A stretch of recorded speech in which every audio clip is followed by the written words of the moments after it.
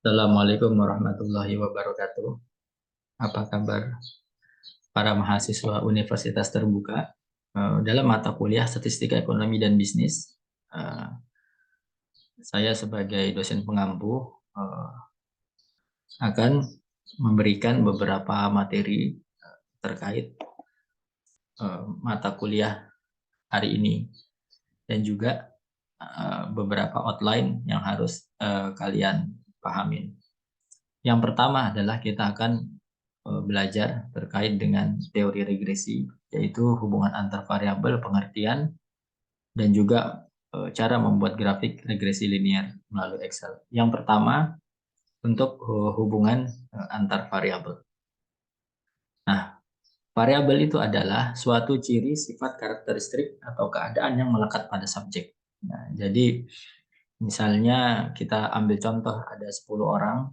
Nah, ketika mereka ditanya berapa usia mereka, nah itu 10 orang tersebut akan menjawab berapa usianya berbeda-beda. Ya, ada yang menjawab 17, ada yang menjawab 18, ada yang menjawab 19. Nah, perbedaan-perbedaan jawaban ini, ya inilah yang disebut dengan variabel. Nah, maka variabel ini memiliki keterikatan ya antara satu variabel dengan variabel lainnya. Variabel bisa kita sebut juga sebagai sesuatu yang bervariasi, baik itu subjek, barang, orang, ataupun kasus. Misalnya kita lihat di bagian ini. Ini adalah hubungan antar variabel pendidikan orang tua dengan prestasi belajar, pekerjaan orang tua dengan prestasi belajar, pendapatan orang tua dengan prestasi belajar. Nah, dari hubungan antar variabel ini kita bisa memahami bagaimana pendidikan orang tua apakah meningkatkan prestasi belajar atau pendidikan orang tua malah menurunkan prestasi belajar. Nah, hubungan antar variabel ini dalam hubungan kausalitas ini maka kita bisa tentu saja menyatakan bahwasannya secara normatif pendidikan, pekerjaan, dan pendapatan orang tua itu memiliki hubungan positif dan dia berpengaruh satu sama lainnya. Artinya kalau pendidikan, pekerjaan, pendapatan itu naik, maka prestasi belajar itu juga akan naik. Nah, inilah disebut dengan hubungan antar variabel. Nah, seperti contoh selanjutnya, tingkat pendidikan itu ada hubungannya dengan besaran gaji yang diperoleh. Nah, lazimnya tingkat pendidikan yang tinggi itu juga akan memberikan tingkat pendidikan yang tinggi. Nah, gaji juga akan semakin tinggi, kan lazimnya seperti itu. Dan juga hubungan antara biaya iklan dengan volume penjualan. Semakin sering para perusahaan itu menayangkan iklan di produk-produk di media massa, media online, media cetak dan sebagainya, maka harapannya volume penjualan akan naik. Nah, biaya iklan pun harus diakui juga akan menjadi besar. Nah, besarnya biaya iklan itu diharapkan oleh perusahaan sesuai dengan harapan meningkatnya volume penjualan produk. Nah, jadi kalau kita lihat di sini pendidikan hubungannya dengan besaran gaji, di sini biaya iklan hubungannya dengan volume penjualan. Yang ketiga, semakin mahal harga barang, maka kualitas barang itu akan semakin bagus, ya. Jadi semakin mahal harga barang, lazimnya makin bagus kualitas barang. Nah, jadi semakin mahal itu kualitas juga semakin. Ini hubungan antar variabel. Terus tingkat upah kerja berhubungan dengan tingkat pengangguran. Ya. Dengan mengetahui hubungan kedua variabel tersebut, ahli ekonomi perburuhan dapat meramalkan rata-rata upah pada tingkat pengangguran tertentu. Nah, jadi kalau upah kerja itu rendah, nah itu tingkat pengangguran itu bisa menjadi meningkat. Nah, dan juga di sini dapat diketahui bahwasanya eh, perburuhan dapat ahli ekonomi perburuhan dapat meramalkan perubahan rata-rata upah pada tingkat pengangguran tertentu. Ini lebih kepada prediksi bagaimana tingkat perubahan upah kerja itu dapat mempengaruhi pengangguran.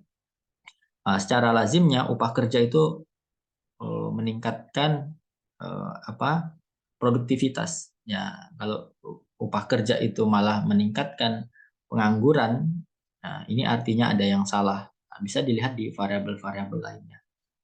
Bisa jadi upah kerjanya terlalu rendah ya, sehingga orang pada malas untuk bekerja, akhirnya terjadi PHK dan juga terjadi pengangguran seperti. Nah, hubungan-hubungan inilah hubungan antar variabel ini yang perlu dipahami. Dan di luar-luar daripada ini juga terdapat variabel-variabel lain yang mempengaruhi. Misalnya perubahan upah kerja dengan tingkat pengangguran itu dipengaruhi oleh juga variabel inflasi misalnya.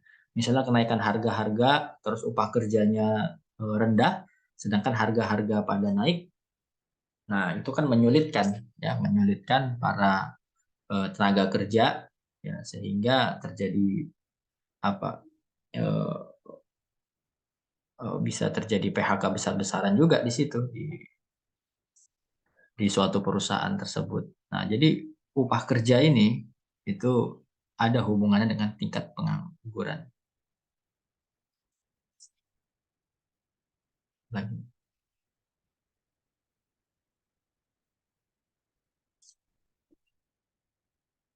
Lalu selanjutnya kita masuk ke materi selanjutnya yaitu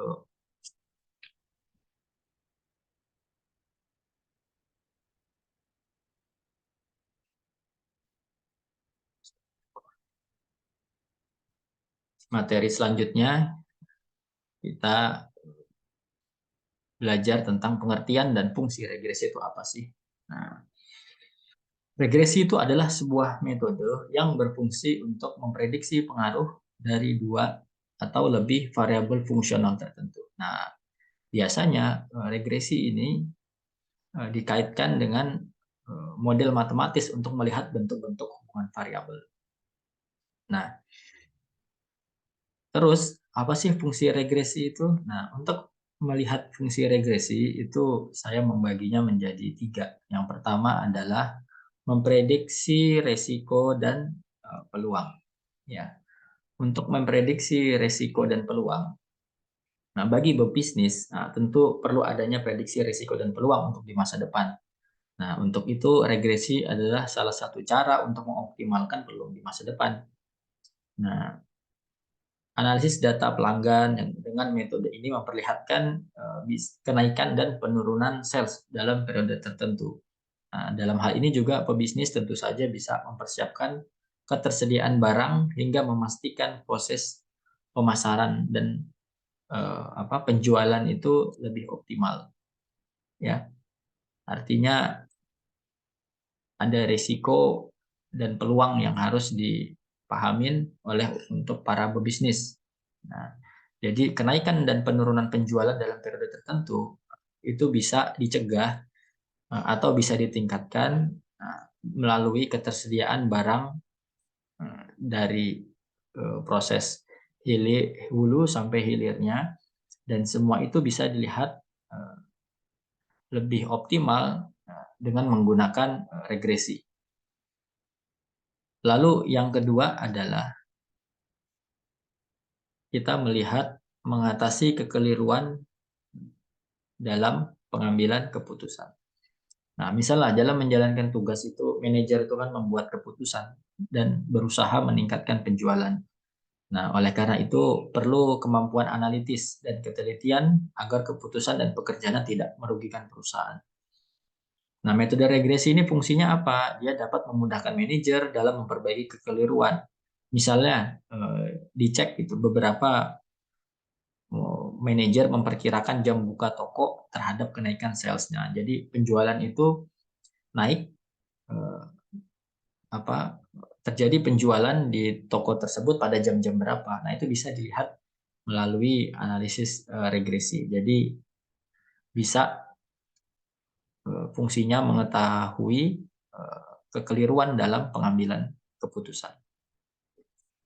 Terus selanjutnya operasional yang efisien. Nah, operasional efisien ini seperti apa? Nah, misalnya seorang manajer melakukan analisis perhitungan regresi untuk mengenali waktu pemanggangan roti dan juga dampaknya. Nah, penghitungan-penghitungan ini membuat kegiatan operasional lebih efisien. Karena apa? Karena ada data yang real. Nah, makanya analisis regresi ini lebih ditekankan kepada penggunaan data. Nah, metode-metode yang tadi semuanya itu itu memperhitungkan variabel-variabel lain sebenarnya.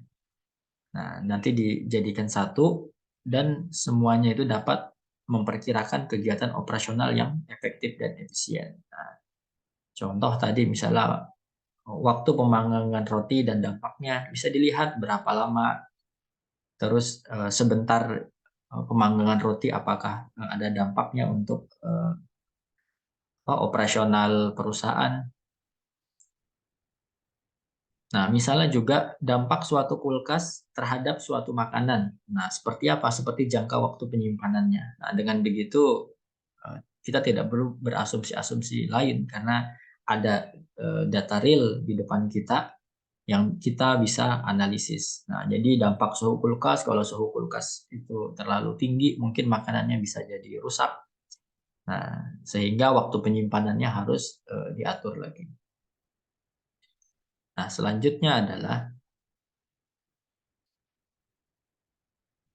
kalau kita sebelum slide selanjutnya, ini ada pengertian dan fungsi regresi. Ini ada model regresi yang sederhana ya. Misalkan Y konsumsi dan X itu pendapatan. Nah, jadi ini regresi linear sederhana, bahwasannya ada hubungan ya antara pendapatan dan juga konsumsi. X ini biasanya disebut dengan variabel independen ya, dan Y ini biasanya disebut dengan variabel dependent gitu ya. X ini bisa disebut juga variabel bebas, Y ini disebut dengan variabel terikat ya. Nah, jadi model-model hubungan antar variabel ini bisa dipolakan dalam model regresi linear sederhana untuk dua variabel, variabel konsumsi dan variabel pendapatan. Nah, persamaannya sebagai berikut yang ada di PowerPoint ya. Selanjutnya membuat grafik regresi linear melalui Excel. Nah, kita bisa lihat ini outline-nya ya. Nah, pertama, masukkan data dulu ya. Masukkan data di Excel, habis lalu itu di blok sel datanya, kemudian di bagian header atau judul gitu. Pada tab menu insert, pilih gambar icon grafik scatter plot. Nah, jadi klik scatter plot, nanti akan terbentuk di lembar kerja gambar-gambar seperti ini. Kemudian yang keempat, selanjutnya menggambar garis regresi kuadrat terkecil. Langkahnya klik kanan pada titik, baru pilih add trend line. Ya.